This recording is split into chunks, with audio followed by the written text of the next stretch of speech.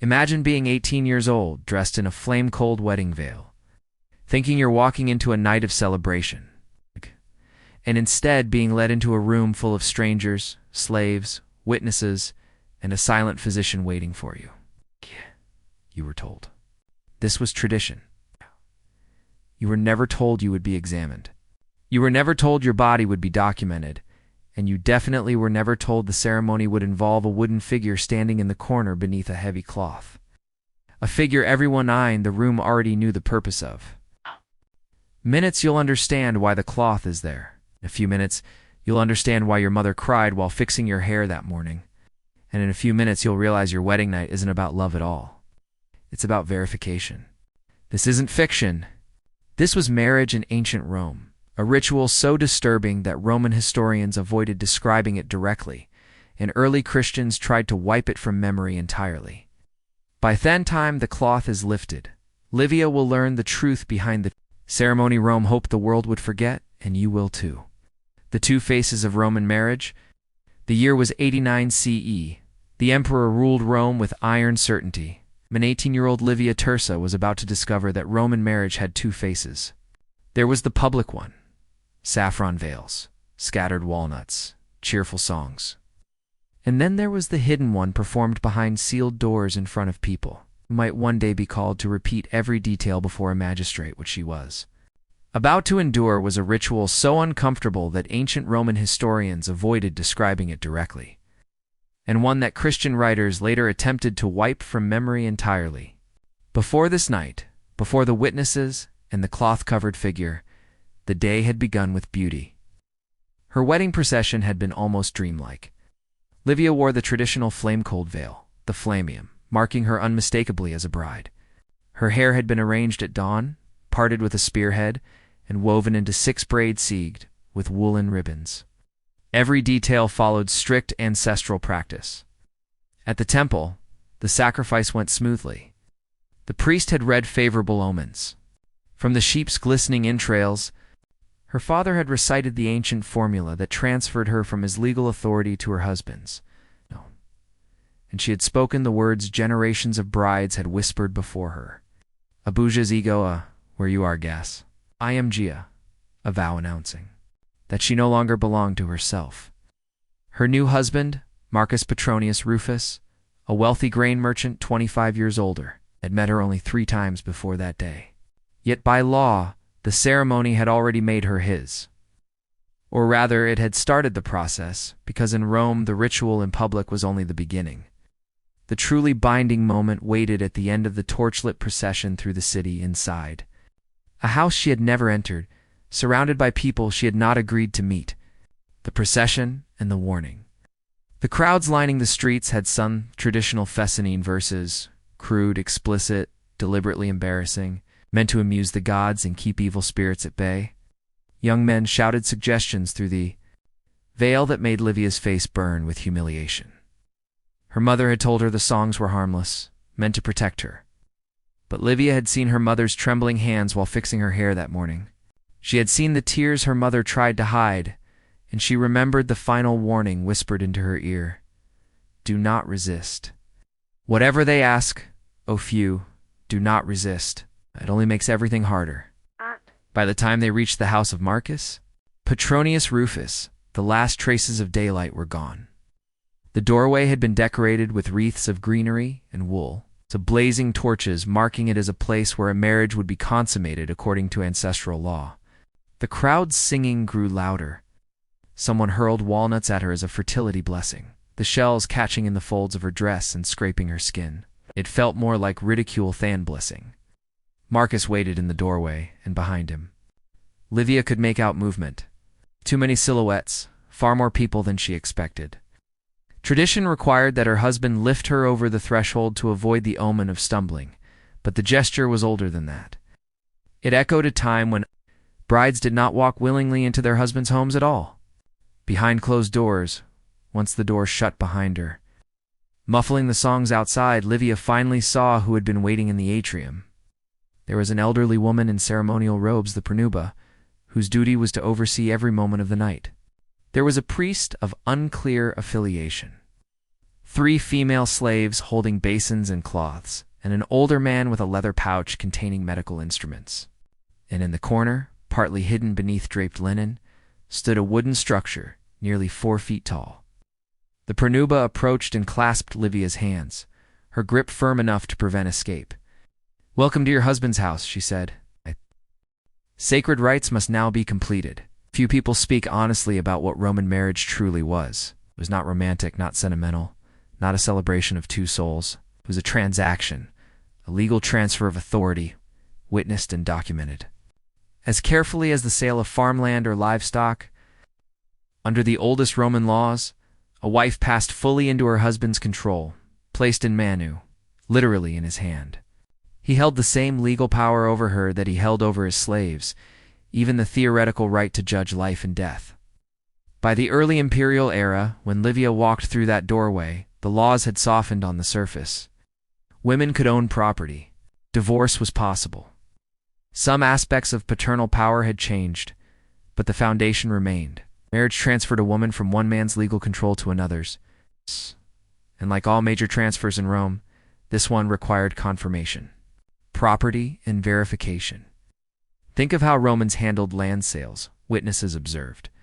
Rituals invoked divine approval. Boundaries were inspected and walked. Documents were sealed. Nothing was assumed. Everything was verified. Romans applied the same logic to marriage with one grim twist. The property being transferred was a human body. That body's ability to produce legitimate heirs was the asset being purchased. Roman law required both the bride's virginity and the consummation of the marriage to be verified. Before the union was considered complete, not rumored, not assumed, but verified. And the rituals designed to achieve that verification, the ones Libby was about to face, were ones that very few ancient writers dared to describe directly. Because even in Rome, they were considered unspeakably intimate. Livia stood trembling beside the shrouded wooden figure, unaware that what happened next would be burned into her memory for the rest of her life. A ritual so disturbing that later generations would try desperately to pretend it had never existed at all. The legal foundation, Roman law, was uncomfortably clear on one point. A marriage did not exist legally or socially until the union was physically completed. And it was not enough for the husband and wife to simply say it had happened. There had to be confirmation, observation, and testimony. Without witnesses, the entire marriage could be challenged. Without verification of the bride's virginity, the legitimacy of future children could be questioned. For Rome, that uncertainty was unacceptable. So, the Romans created rituals. Rituals that fit perfectly within their legal worldview and feel disturbingly unimaginable to ours. The Pranuba tightened her grip on Livia's arm and guided her toward the veiled structure in the corner. Livia's heart hammered so loudly she could feel its rhythm in her throat. She sensed that whatever stood beneath that cloth would change. Everything about her life, her body, her beliefs. But there was no path backward now. "You must greet mutinous to Tunis," the Pranuba murmured, her voice steady but her fingers firm. "You must seek his blessing, Barry. Your husband may approach. The gods must witness your submission." Livia swallowed hard, her breath trembling. She had never heard of this god before, and she had no idea what greeting him truly meant. Her hands shook as she reached for the draped fabric. The witnesses leaned closer. Even the slave stopped moving. The entire room seemed to hold its breath. The god beneath the cloth. When Livia pulled the cloth away, she understood why. Standing beneath the covering was a wooden figure, carved with uncomfortable anatomical accuracy into the shape of a phallic idol. But it was not a tiny charm like the pendants children wore for luck. It was not a crude scarecrow figure placed in gardens to ward off intruders. It was deliberate, intentionally proportioned, built for one purpose, and that purpose became terrifyingly clear the moment the Pranuba began to explain. Tunis was Rome's shadowy deity of initiation and fertility. Ancient authors mentioned him only briefly and always with a sense of embarrassment, as if the very name felt indecent. Augustine, writing centuries later as Christianity tightened its grip on Rome, described the ritual with fury and disgust. Amen. Brides were required to sit upon the god's emblem before lying with their husbands, and they did so in front of witnesses. He condemned the practice, but he did not invent it. Other early Christian writers referenced the same rite, hinting that it was too shameful to describe openly. Nobius claimed brides were made to straddle the symbol while their new spouses watched. Lactantius argued that speaking of it polluted the tongue. Even Varro, a pagan scholar centuries earlier, mentioned brides being presented to Mutunus Tutunus with phrasing that suggested physical contact, though he carefully avoided detail. Modern historians, uncomfortable with the implications, often downplayed the descriptions, suggesting perhaps brides only sat lightly on the statue's lap in some symbolic gesture. But the ancient language does not support this softer interpretation. Augustine used incidere, a word meaning to settle onto, to mount. Anobius's phrasing suggested penetration. Lactantius refused to describe the details at all, something unlikely if the act had been a mere symbolic touch. The purpose behind the ritual. The official explanation, of course, was fertility. The unspoken purpose might have been something else entirely, to break down resistance, to demonstrate submission before witnesses, to prepare a virgin bride for what the law required next. Livia stood frozen before the wooden god, the flickering lamplight throwing its grotesque silhouette across the wall. The pronuba moved behind her, adjusting her posture, arranging her body, guiding her without gentleness. The witnesses watched in absolute silence. Her husband watched. The physician waited behind them, hands clasped, prepared for what came next.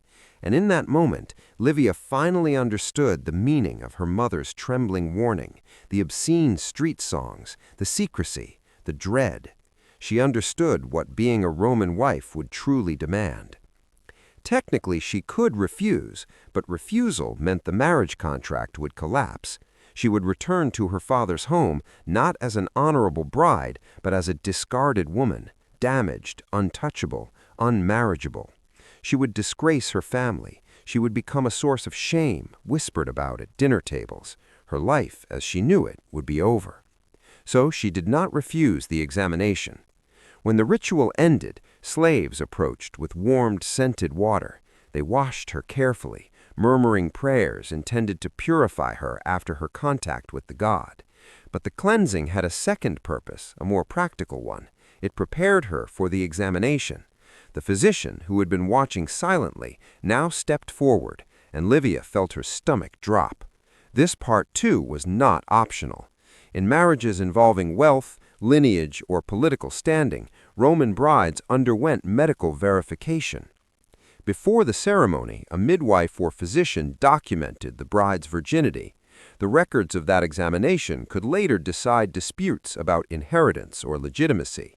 The texts preserved by Roman medical writers, cruel in their precision, leave no doubt about what the examination involved.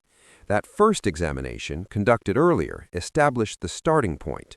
It declared Livia untouched, an asset unaltered, as Roman law saw it. Now came the second examination. This one checked that the ritual with Mutunus Tutunus had been carried out, that the physical signs matched earlier documentation, that she was, according to Roman logic, ready. Everything occurred with the witnesses present. Their statements could later be demanded in court if the marriage was ever challenged, and not one person in that room seemed to feel the slightest discomfort about what was being done to her. Property, without feelings. Modern readers recoil at these descriptions. What feels invasive, humiliating, and traumatic to us was, to Romans, simply a matter of legal procedure. The bride's comfort did not factor into the equation. Her emotions were as irrelevant as the feelings of a field being surveyed before sale. Property did not have feelings. Property was transferred, and the procedures had to be followed. When the examination was finally complete, the pronuba led Livia toward the bedchamber prepared for the consummation. The room was arranged exactly as tradition required. The bed was positioned so that it could be easily seen from the doorway, because that doorway, by custom, would remain open through the night.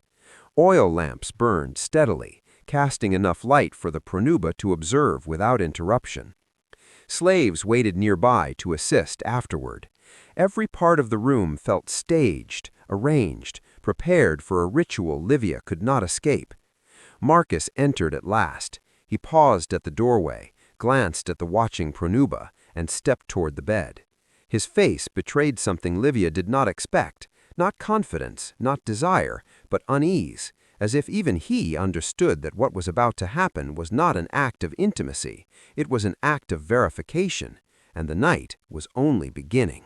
Consummation under watch, Marcus hesitated at the threshold, and that alone startled Livia. She had expected a man confident, assured, even dominant, someone who knew exactly what this night demanded. Instead, he glanced quickly toward the pronab as if seeking approval or permission, a faint flush of embarrassment crossing his face before he approached the bed. The pronab lifted her chin, her voice formal and heavy with ritual authority. "The bride is made ready. The gods have witnessed her submission. Let the union be completed according to the customs of our ancestors. Let those present affirm the act. Let no doubt remain that this woman has become a wife." Her tone left no room for hesitation. What followed unfolded slowly, hour by hour, under the unblinking eyes of those assigned to observe. The pronab stood watch from the doorway, stepping forward only when tradition required instruction, occasionally adjusting something, occasionally correcting Livia's posture or Marcus's approach, ensuring that every part of the consummation aligned with legal expectation. The door stayed open. Lamplight spilled into the corridor.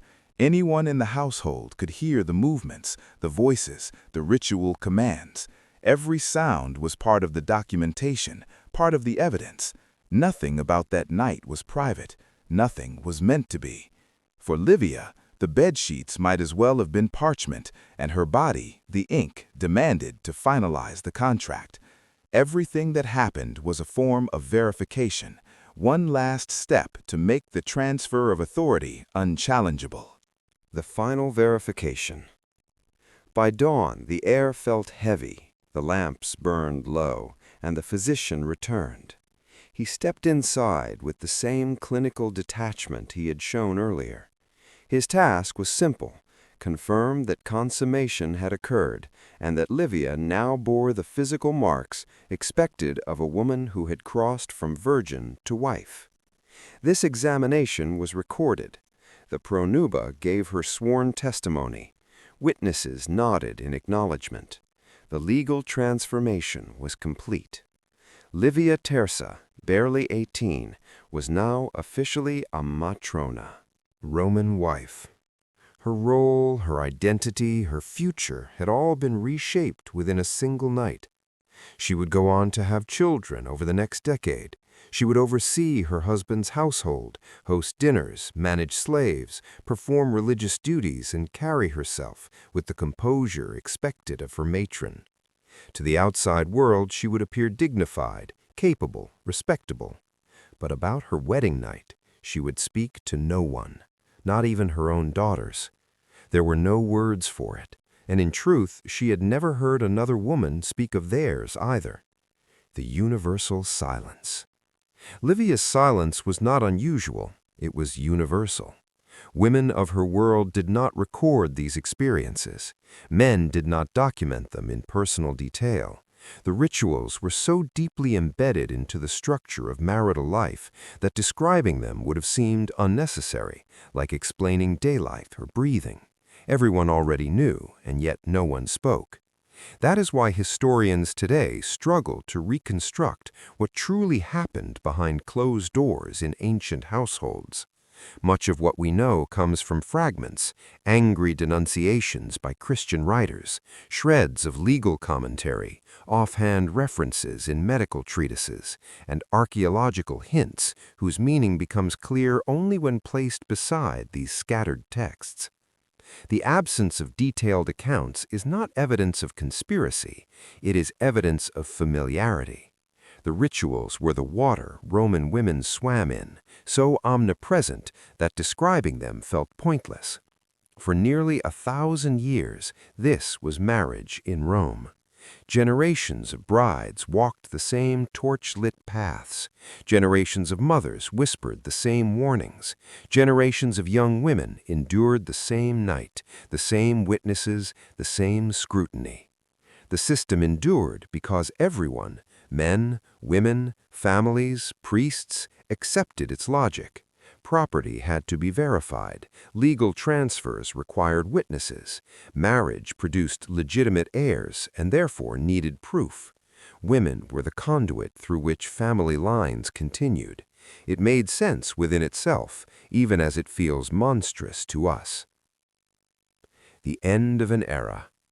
The end of these practices did not come from Rome deciding it had gone too far. It came from outside, from the spread of Christianity and the transformation of Roman values in the 4th and 5th centuries. With new theology came new assumptions. If women had souls equal to men, they could not be treated merely as property. If marriage was a sacred sacrament, it could not include rituals the Church deemed obscene. If modesty was a virtue, the presence of witnesses during consummation became intolerable. The shift was not instant, it was not easy, it was not complete. But gradually, across cities and elite households, the old ceremonies were abandoned or reshaped beyond recognition. And with them went the evidence. Statues of mutinous tutunis were smashed or buried. Texts referencing the wedding night rituals were quietly removed from libraries or left to decay. Wall paintings hinting at the rites were plastered over. The pronuba's duty shrank from active supervisor to symbolic attendant. Within a few generations, the full knowledge of what Roman weddings had once required vanished, remembered only dimly in obscure manuscripts read by curious scholars centuries later. The Christians who reshaped Rome were not merely scrubbing away embarrassing details. They were forging a new civilization atop the ruins of the old, while refusing to acknowledge what those ruins had once supported. They succeeded almost completely. Today, most people imagine Roman marriage as saffron veils, festive songs, and scattered walnuts, a charming blend of ritual and romance. But fragments survive. Fragments always survive. What did Livia remember? Livia Tirza died around 131 CE, roughly 60 years old. She had been a wife for more than 4 decades. She had raised children. She had fulfilled every expectation placed upon her. But what did she remember when she thought of her wedding night? Did she relive the fear, the shame, the powerlessness? Did she make peace with it over time? Did she hope her daughters would endure something milder? Or did she accept it as unchangeable, simply the way things were? We cannot know. She left no written record. Roman women of her standing were not expected to. The silence surrounding these rituals comes from women whose experiences were never considered important enough to preserve, whose bodies were central to legal systems, yet whose thoughts were irrelevant to the histories men wrote. We know what was done to them. We rarely know what they felt. The uncomfortable truth. Yet we know enough to understand why generations tried so hard to erase this aspect of Roman life. Rome is often idealized as the foundation of Western law, order, and civilization, but acknowledging what Rome demanded of its women complicates that story. It shows us that brutality and refinement can coexist, that legal sophistication can operate alongside systematic dehumanization. The rituals are gone, but the women who endured them were real. For Livia, for her mother, for her daughters, for countless unnamed brides whose wedding nights were rituals of control, scrutiny, and verification, they lived, they endured, and they were silenced.